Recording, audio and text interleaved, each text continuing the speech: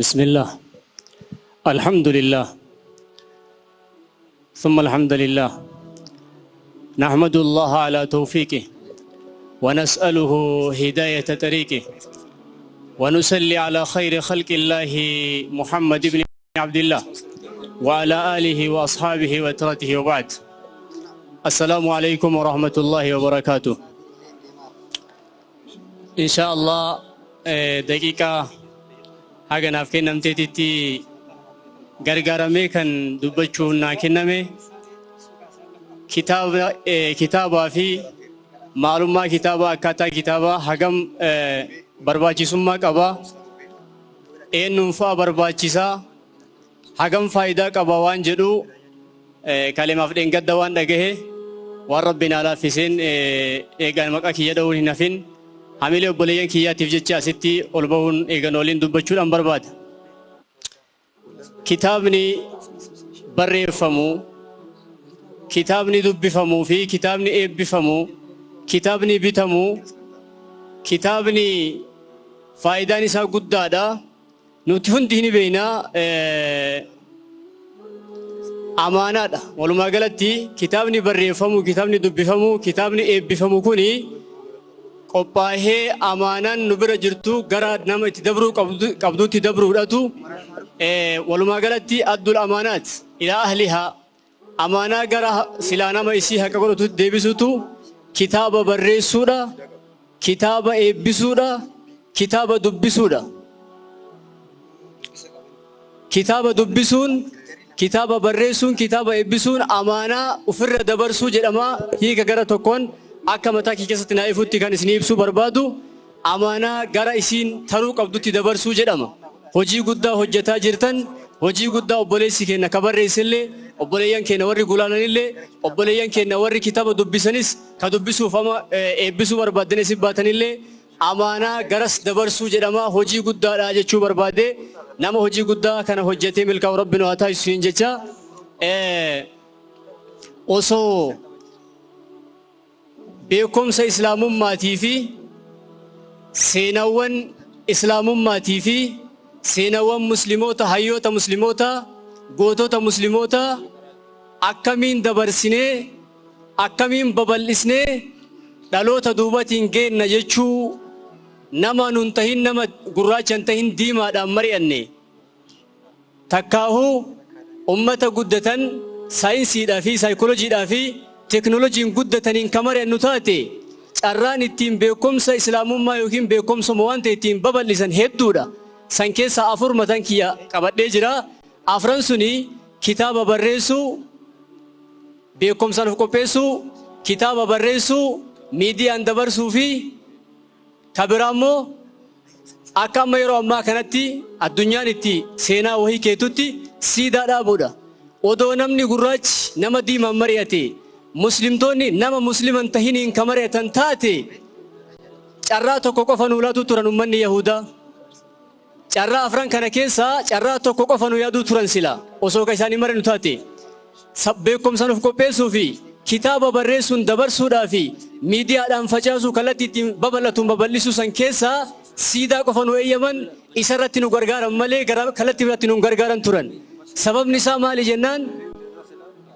beekumsaan of qopheessuun jaraaf hin taane jara fagaanne ofiin jedhan warra biyya ofii guddisan beekumsaan guddatanii nama kennan gargaaramanii biyya ofii guddisan saniif beekumsaan qophaa'uun keenya jaraaf hin ta'u. Kitaaba qopheessuun keenya dhaloota duubaa dhufuuf hin ta'u jaraaf. Jarri wanni qopheessan maali? Beekumsa dhabamsiisanii, beekaa dhabamsiisanii wallaala dhaloota duubatiif qopheessuudhaaf kaayyoo waan qabaniif nuti beekaa beekumsaan of qopheessuu fi kitaaba barreessuun isaanii fi dhaloota duubatiif hin ta'u waan ta'eef nun eeyyaman.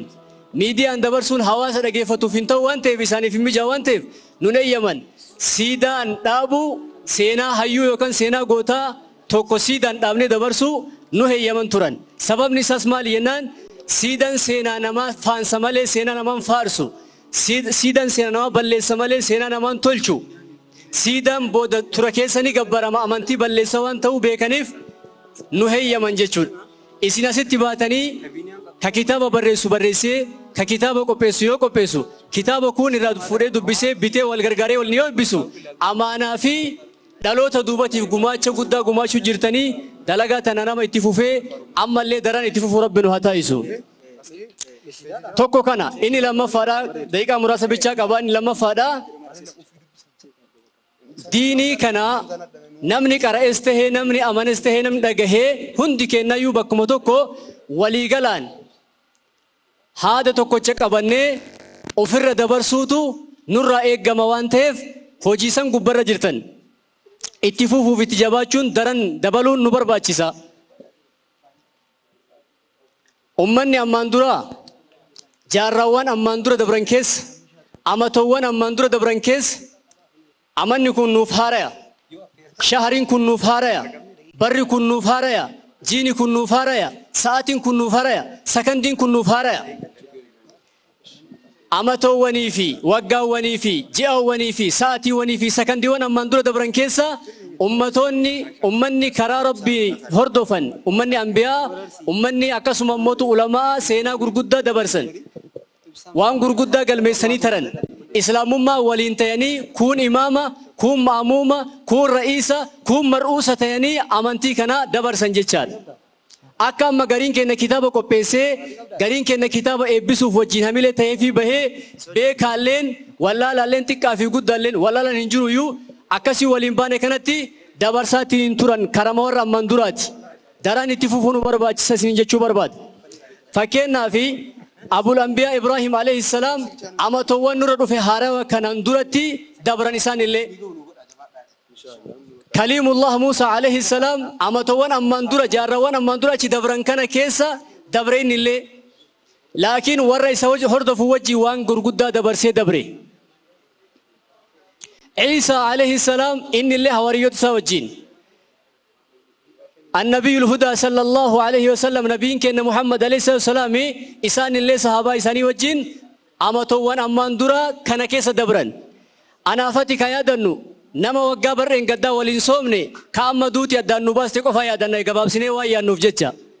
أماتوان أمان درا كيس عمري وفيتي علمي وفيتي أكلي وفيتي فايا دماني بري وفيتي فايا دماني ديني كان نصراني وان سلا جهاد سلا بو كبان حق جهادني دبرني تنجرن نوتي إيجا كرا نبي محمد كوردوف نتاتي عليه الصلاة والسلام أكيد ساينسيتك أبصاون نبر باتشيزا جهاد الرأول آنان سموران جهاد غدودا بيكم سنف كوبيسو كتابة بريسون دلوتا دوباتيف دبرسو كتابة دبسون هبنه هبتشيسو وفيله هبنه هبتشيسو لا نورا بربادما بارك الله لكم إرجرتن وانتكو تكا يا ددا yeroo dheeraan qabu ummata gurguddaa ustaaziin kiyyaa sheekh kiyya filafii ta'ee haasa'uu hin dandeenye akkamitti akka haasaa jirtu beeka ustaaz doktor sheekh Abdusalaam Taahir filafiitii ta'uu wallaahi natti ulfaata gabaabsee xiqqishuu yoo ka dubbadu taate gamtaadhaan amaanaa bakkaan gahuu keessatti kitaaba barreessuun kitaaba qopheessuun kitaaba dubbisuun iddoo olaanaa qaba waan jedhu akkanuma turte dubbii waan jedhu akkamitti akka ibsu na dhibaa laakiin namni qara'ee fi namni hin qara'in illee walumaan humna qabuun kun mallaqaan kun qabeenyaan kun beekumsaan kun kitaaba walharkaa fuudhee dubbisuudhaan amaanaa achi dabarsuun karaa warra ammaan dura akka taate ishaaraa waan isinii gootu nabii keenya Muhammad alayhi salaatu wassalaam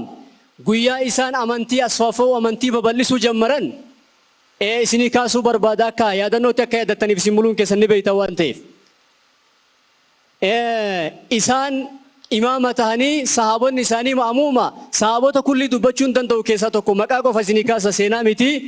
inni sunillee eenyu yoo jettan Zayd ibn al-Haarisa radiyallahu ta'ala anhu Zayd ibn al-Haarisa sahaabiyun jaliil sahaabaa guddaa saahiba rasuula rabbii kennaati alayhi salaatu wassalaam gaafa ammaan dubbachuu deemu kanallee saahiba nabii kennaati achi booda achi durallee saahiba nabii kennaati لما دعا النبي الهدى صلى الله عليه وسلم إلى الإسلام والدين الحنيف يو نبين كنا للبو جمران قرأ أمنتي حقات أمنتي ببالي سورف كالتين أمنتي تيم ببالتو بيكم ساني قفكو بيساني بودا دعوة كتاب برسو كتاب إبسو أكم مسيرة جرتان كان يتشادا إمام مأمومة تاني قم تادان دبر سنججو أتيك كتاب برسير را كتاب بيتي إسافة مليو تاتي كتاب برسو كيساق أودا قبدا هندقتنا أوان كنا أن برسنا كهنجن بارك الله لكم دوبا نبين كنا محمد عليه الصلاة والسلام نما هندا ومن تكا في قدّا اتكالا وفي كيرافقو قبرا في بلسا هي ساف دريسا للبني وموجل كبن يرو للبني وموجل كبنتي آمن من آمن وكفر من كفر كفرت فرتي كرب ظاهر كديد ديد ارجسني بودا حتى كانت عام العاشر من البعثة وقام كلاني ارجمو سنة الراهجر فتكتي للبو ترن ارجسي بودا خرجا وفي ذلك العام أمتوان سنكيسا أمتا أما قرآني سنكيسا توفي أبو طالب وخديجة أبان طالب كمال نبي كي نغرغرو في